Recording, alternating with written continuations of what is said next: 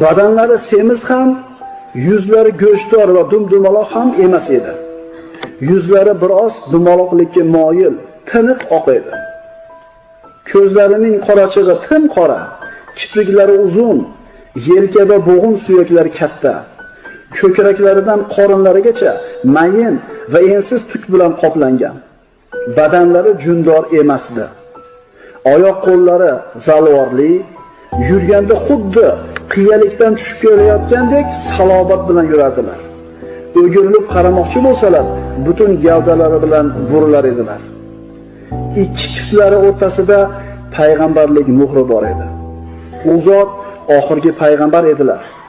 U zot g'oyat qo'li ochiq, nihoyatda jur'atli, o'ta rostgo'y, ahdiga vafodor, xulq-atvori muloyim, o'ta samimiy inson edilar.